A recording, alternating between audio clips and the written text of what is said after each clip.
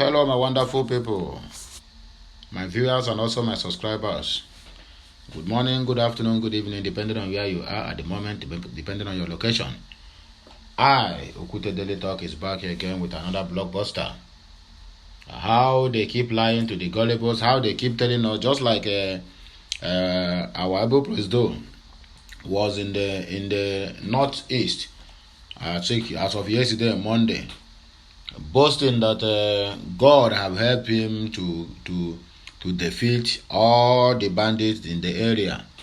Yet we still have a attack on every minute of the day, and not even every day, but attack on every minute of the day. You must hear one attack or the other by all these Boko Haram bandits, terrorists, or whatever they are being called in different parts of the state of the country, which the president have already claimed that they have succeeded. Why all these things is audio killings and audio pronouncements. Well, the only thing I have to say here is that everyone, I think it is high time that everyone will restore to guiding yourself. Go and get your AK-47 or AK-49 if you can, because this country is going to direction that nobody will tell. If the president will come out openly and let you know that he tried his best and his best was not enough, then imagine what an ordinary man can do. Even those ones who think that they are invincible now, they are crying. So what happens to the mere man who have been on the center of all these happenings for the past 8 years now? Suspected Boko Haram, again, this one is happening in Kaduna State. The governor of Kaduna State, Nasir El-Rufai, have already told us that the Nigerian Air Force have cleared anything that concerns Boko Haram. But now look at it. The terrorists and the Boko Haram killed 7 NSCDC other security officers in Kaduna State. It's happening right as I'm talking to you. Suspected Boko Haram terrorists killed 7 NSCDC and other security officers in Kaduna State. The Kaduna State Command of the Nigerian Police and Civil Defense Corps has confirmed the killing of some of its officers by gunmen suspected to be Boko Haram terrorists, Nigerian News reports. In a statement made available to reporters on Tuesday, as I'm talking to you, NSCDC Public Relations Officer in the state, DCC Olusola Odumusu, explained that the incident happened on Tuesday, January of 10 in the year 2023. According to him, the incident happened at night. That is early this morning, sorry, not at night, early this morning, at the Kuriga mining site in Birnin-Gwari local government area of Kaduna State. Nigerian News learned that 5 other security personnel and an unspecified number of local security forces were killed in the ambush. It was gathered that the bandits also carried away rifles and other accoutrements of the slain officers. The personnel who were attached to the Kaduna State Ministry of Mines were ambushed and killed by bandits while on official duty at a mining site. Odumusu said the remains of the slain officers and men have been recovered and deposited at the Barau Diko Hospital, Kaduna. On his part, the Commander General CG Dr. Ahmed Abubakar Audi described the unfortunate incident as a big loss to the corps, families of the slain victims, and the nation at large. He commiserated with the families and friends of the deceased and prayed that God grant them the fortitude to bear the irreplaceable loss. That is what we keep hearing, and as they make this statement, that is the end of it. Nothing again they will do about it. To go and bring these people to book is nonsense. They can never do anything. But look at what they call themselves. They say they are soldiers. So-called go and arrange a 22-year-old and begin to sample him on the video. The video is going viral now that they are she's a terrorist attached to Ipob and ESN, 22-year-old girl. Men looking at the girl's face, you will know that she is just by force to be doing that thing. Maybe because of mere attaching 10 or 20,000 naira. That girl is complete a student. Does that girl look like tout to your eyes? How many Boko Harams have these people gotten and sampled them and at least interviewed themselves and asked them why they are doing what they are doing? Why is Nigeria so senseless? I mean a Nigerian security operative. Why are those so senseless? Look at what they are doing in Imo State. Look at the killings. That is exactly what Martin Nnamdi Kanu says in one of his broadcasts before his problem. He said these people will be busy looking for IPOBs while foreigners are busy taking over their lands. In Kaduna, it has been from one day to the other. In Kaduna, is the only place they do a mass burial. It is not even completed 24 hours. The same people who killed these people strike again and went away with 53 victims they kidnapped. Till death, nobody knows their whereabouts. The military are busy doing forging and setting up men claiming that they are IPOB simply because they want to tarnish the image of the struggle and also blackmail Martin Nnamdi Kanu, who is in detention in DSS. Look at what is happening. Look at how the people they call NCSDC and whatever, because they are joint task force, killed 7 people. And these people they are killed now, their own is gone. Their family is forgotten. Most of all these people, they are the breadwinners of their family. Most of them, their wife must have given birth to new babies, and that child will grow up as a fatherless, not knowing who is his or her father. That is Nigeria for you. You people should be busy doing the nonsense you are doing in the southeast, ransacking communities simply because the only crime they committed is because they come from the east. The only crime they committed is because they are speaking Igbo. The only crime they committed is because they belong to Biafra. The only crime they committed is because they are industrious. That's the only crime the Eastern has committed. Nothing more, nothing less. That's you people have vowed that you people will wipe us. Then the what do they call it? The bandits are also busy wiping you people, your people, taking over your communities. Rubbish. So in honor of the slain personnel, the CG had directed that the corpse flag be hosted at half-mast and that a national prayer involving both Christians and Muslims be organized at the National Corps headquarters, Abuja, to pray for the God's protection to all officers and men of the corps in the new year, and avert a recurrence of the such awful incident. And the NSCDC statement noted. That is the thing now, just to pray for them now. We this thing bring back their lives. Look at what happened in Edo State. The Minister of Works and Housing there, the Minister of Transportation there in Edo said that the attackers took them unaware. I listened to that statement. I feel like strangling that man if I'm the broadcaster. If I'm the person that is interviewing that man. They said where this Ugwebe train station is, my dear, is in a thick forest. See, no single security, not even a single vigilante is guarding that place. People are just on their own, OYO. And the goddamn annual here still have the mind, still have the temerity to come out and open his mouth on the national TV and say he took them unaware. Took them unaware. Not that they come and they begin to battle with the little security they found there, and unaware for these people to be called backups. The people must have completed the what they come there for and left. That is when you will say it took you unaware. At least there's a little one, but that place is just empty. Igweben, the same that Igweben is the train attack. The same that Igweben is the place they just kidnap the chief of the customary court there. And you have the mind to tell us they took you unaware. Nigeria have never ever be serious in anything they are doing. The only thing they are interested in, pass the bill for 2023 budget. Let's share the money and everybody will just go and relax. Nothing more, nothing less. Upon all the whole money they have been pumping in security, see yet the security architecture of Nigeria is a mess. It is a total mess. I just weep for all these people. They just lost their life for nothing's sake. 2023, how Obasanjo support for Peter Obi may shape poll outcome in this 2023 general elections.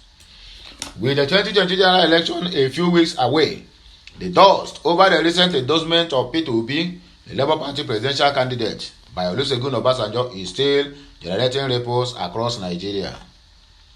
Since the endorsement, there have been diverse reactions across the country, from Nigerians, presidential candidates, their campaign council, with many speaking in his favor or against. Obasanjo, a former Nigerian military leader, was also elected a civilian president in 1999 at the advent of the Fourth Republic. The 20 years after he relinquished power to a new civilian president, the Ogun State-born former president had declared that after a thorough assessment of all the candidates vying to become Nigeria's president from 29 May this year, Obi had the best qualities to effectively tackle the current challenges facing the country. He maintained in the letter he personally signed and addressed to all Nigerians that his decision to throw his weight behind the former Anambra State governor was arrived at after interactions with the major contenders.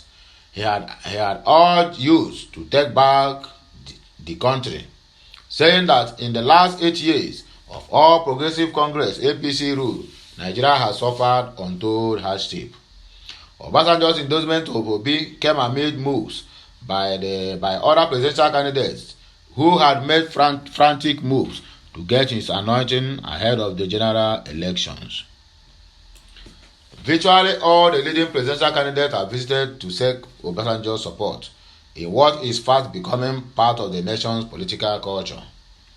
Atiku Abubakar, Bola Ahmed Tinubu, Peter Obi, the presidential candidate of the PDP, APC, and Labour Party respectively, had all gone to seek Obasanjo's blessing to aid their chances at the poll this February.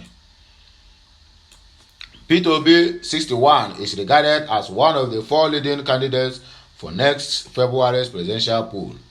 He defected from the People's Democratic Party PDP to the Labour Party to claim the Labour Party's presidential ticket when it became obvious his chances of emerging the PDP presidential candidate was slim. In the last few months, his support base has grown significantly, especially among youths in southern Nigeria and on social media. Popularly known as Obedient Movement, the group members are angry with the current state of the country and see Obi as someone who can change the narratives. But many Nigerians do not see him as a serious contender. They say his lack of a formidable presence and structure in northern Nigeria with millions of votes, especially in northwest, will affect his chances. Also, the Labour Party is not seen to have wide national support to win the presidential election. Consequently, some people have advised him to rather plan toward the 2027 presidential election, according to them. Meanwhile, for many observers, Obasanjo's public backing to Obi did not come as a surprise because in the last few months, both them have been seen in several public forums where former president had spoken highly about the leadership qualities of Mr. Obi. In recent weeks, Obasanjo had lobbying several prominent Nigerians and groups across the country to seek support for Obi's presidential bid. However, as the days draw nearer towards the presidential poll, the question many people are asking is, what value is Obasanjo's endorsement of Obi? Does Obasanjo still have the political clout he was once known as a president of the country and leader of the PDP, where he can decide who gets what, according to them? Meanwhile, it is instructive to know that judging from events in the last one decade. One can say that Obasanjo's support does not guarantee any candidate victory in a presidential election, but he is considered one of the most influential Nigerians alive. In 2019, he supported his former deputy Atiku Abubakar of the PDP against incumbent President Muhammadu Buhari. Buhari won that election. No, Buhari rigged the election according to the news then, because after all, it ended in court. However, before then, the candidates Obasanjo, president from 1999 to 2007, supported in the presidential election in 2007, 2011 and 2015, all emerged victories. While some Nigerians say the former president was experienced enough and had the capacity to endorse any presidential candidate ahead of the poll, others have dismissed Obasanjo's support for Obi. They say it does not reflect the position of the overwhelming majority of Nigerians across the country.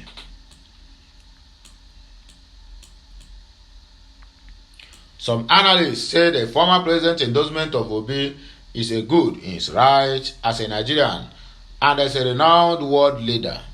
No doubt, it will attract some attention, support, and some donations to the candidate, but winning the election in Nigeria requires conglomeration of several forces and the ability to get support from all zones and states of the country. This is what I have not yet seen with the Labour Party's candidate.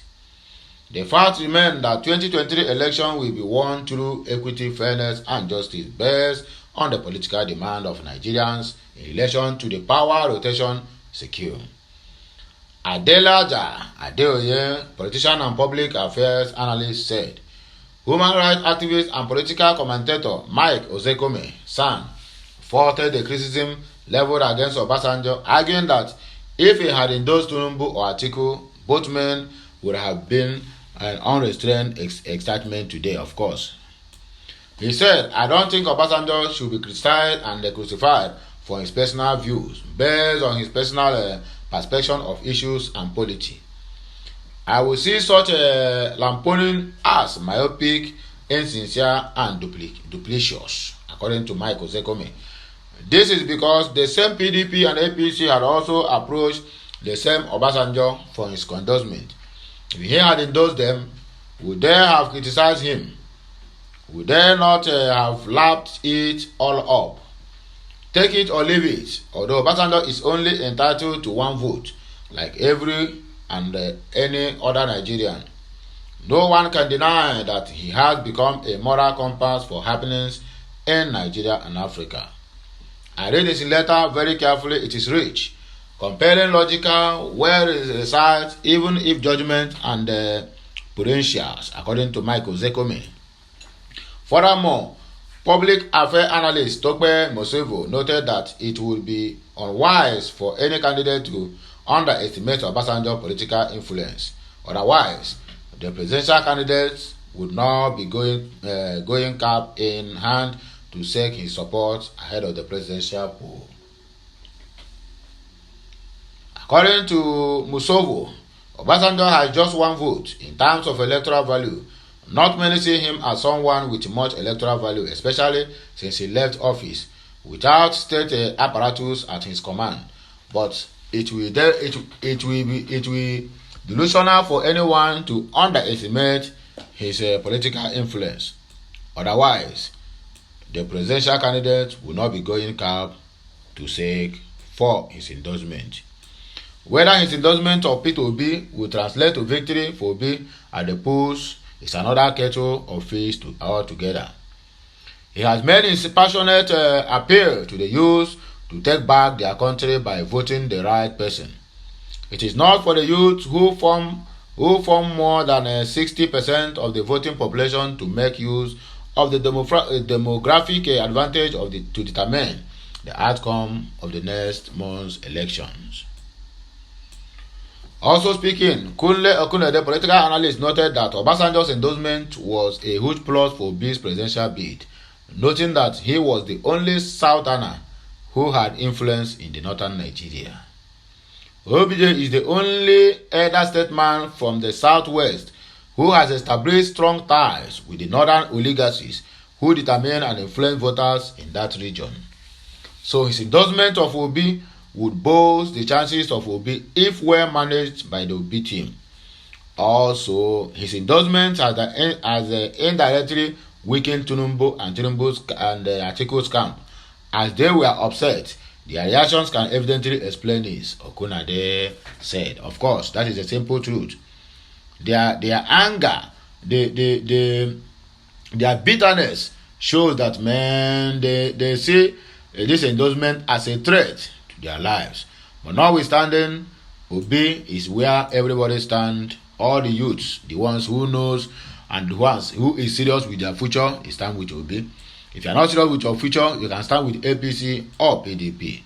Peter Obi have visited Warri and 7th City in the last 10 days for February elections. Unlike other people who after one or two movements in this campaign, they will travel to Dubai, travel to London, travel to US for medical checkup. Obi have visited 10 cities in 10 days. And after that 10 cities, you can also recount that Obi was in Brekete family as of either yesterday or day before yesterday. Yesterday. Yes, Obi was in the Brekete family yesterday Monday program. Obi was in a channel television on Sunday with Ahmed, that is his running mate. Where are other people? They are out there now. The only thing we can see is pictures and videos circulating online. That look at the people, somebody who people said is not healthy. That is what they did the last time he collapsed after the just series of campaigns. And the next one, we see videos. Yeah, look at, especially this Mumudino Malay, that will never know anything until the day his head will enter 6 feet. Peter Obi, the Labour Party presidential candidate, arrived in Warri Delta State around 1 p.m. on January 9th, 2023 for his campaign rally in the state. Obi tweeted about his arrival in Warri. He is the first presidential candidate to have been at least 7 cities in the first 10 days of the year. On January 1, 2023, Peter Obi was at the Adoration Ministry, Uke, Anambra State, where he attended the crossover service. A few hours later, he tweeted of his presence at the New Year service at the Holy Cross Cathedral in Lagos State. Before the end of the first day of the year, Obi visited a Wasa IDP camp in Abuja. It was a very sad and first-hand experience of what the IDPs are going through. No water, no health care, no lights, no secondary school, etc. He said. As long as they are in camp, in IDP camps, Nigeria is in IDP camps, according to Peter Obi. On January 3, 2023, Obi departed Abuja for Enugu, where he attended the wedding ceremony of the son of Ifeanyi Eric Okoye, the National Vice President Manufacturers Association of Nigeria, and CEO, Juhe Pharmaceutical Companies. 2 days later, on January 5th, he was in Ekiti State, where he met with the Ewe of Ado Ekiti, Oba Adeyomo Adejugbe, and his Council of Chiefs, Afe Babalola San, the management of Afe Babalola University, Ekiti State. Obi's next location was in Osogbo for the Osun rally on January 7. My dear wife and I arrived at the venue of the town hall meeting themed Women for a New Nigeria in Osogbo, Osun State. He tweeted, "Thanks to the good people of Osun State for the turnout, warmth and support. Osun obedient family showed their commitment, and this made the Osogbo rally lively and fun," according to His Excellency Peter Obi. Afterward, Obi and his running mate, Yusuf Dati Mohammed, were back in Abuja to participate in the People's Town Hall on Channels TV on January 8, 2023, 47 days before the opening of the 2023 presidential elections. "We want to move Nigeria from consumption to production so you can have a job. If we do it, Warri and Sapele go work," Obi said in Warri, the 7th city he visited. "Let me assure you, the thing where una dey talk, I dey hear am," he continued. "I dey tell una say, the thing where dem dey do Niger Delta people, e no good. From Warri to Port Harcourt, road no dey. Dem don pollute the water. leave am go. But we go bring light, construct rules. We will make sure from here to Onitsha na 1 hour. This one no be say promise. Warri go come back to life again. The Labour Party presidential candidate called on the people to hold him to his word if he becomes the next president of Nigeria. I am here making commitments, and I want you to hold me responsible for a real Nigeria. A Nigeria you will be proud of once again. You will be proud to say, I am a Nigerian. A new Nigeria is possible, and all of you will be part of it. I will not be in Abuja. I will visit here as president. Go out and vote Labour Party all the way, he said. More than 90 million people are registered to vote across 176,846 polling units in the presidential election next month, February. So my good people of Biafra, the lovers of freedom and the lovers of mankind, this is where we are coming to the end of this broadcast. If you have never subscribed to my channel, please endeavor to do that as soon as possible. And make sure you turn on the notification button so that you'll be notified each time I go live or post something new on this channel or any other channel related to Okute Daily Talk. That's the only thing you can help me to. Subscription is free, and sharing any of my content, make it go viral, is also free of charge. Nobody is asking you to pay anything. Have a nice day, my people, and may the Almighty Chukwuka, the one who sees and light in darkness, who perfect everything that concerns us, bless us, the Father, the Son, and of the Holy Spirit. I am signing out. Bye for now, my people. Kemesiano.